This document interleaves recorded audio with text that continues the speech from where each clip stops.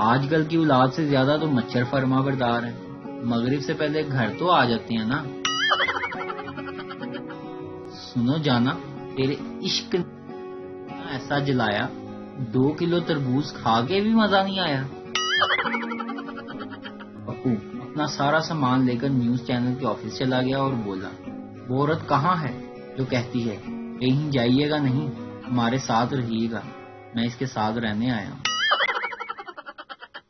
ساس بہو سے، بیٹی آج سے تمہارا گھر یہی ہے، آج سے تم مجھے امی اور سسر کو ابو سمجھنا۔ باہر کا دروازہ کھٹکا، ساس، دیکھو بیٹی کون ہے؟ بہو، امی بھیا آفس سے واپس آ گئے ہیں۔ بس کنڈکٹر کی شادی ہو رہی تھی، وہ صوفے پر بیٹھا اپنی دلہن سے بولا، ذرا ادھر ہو کر بیٹھو جی، ایک سواری اور بھی بیٹھ سکتی ہے۔ چودھری، میری اتنی زیادہ زمین ہے کہ میں کار پر نکلوں تو شام تک آدھی زمین پر ہی پہنچتا ہوں۔ پپو ہنستے ہوئے، اینج دی پرانی کار میرے کول بھی سی۔ لڑکا، امی میں سوچ رہا ہوں شادی کر لوں۔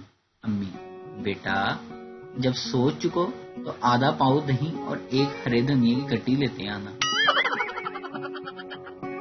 مہنگائی کا ذمہ دار وہ بچہ ہے جو سامان لانے کے بعد بقایا پیسے واپس نہیں کرتا، اور گھر والے سمجھتے ہیں کہ مہنگائی بڑھ گئی ہے۔ ایک صاحب ڈاک خانے گئے اور پوسٹ ماسٹر سے کہنے لگے، میری بیوی گم ہو گئی ہے، میری مدد کریں۔ پوسٹ ماسٹر، اندھے پولیس اسٹیشن جاؤ، یہ ڈاک خانہ ہے۔ آدمی، معاف کیجیے گا جناب، خوشی میں سمجھ نہیں آ رہا کہ کہاں جاؤں۔ ویڈیو دیکھنے کا شکریہ، لائک کیجیے ہمارا پیج NTV اردو، اور ویڈیو پسند آئے تو ضرور شیئر کیجیے۔ Thank you.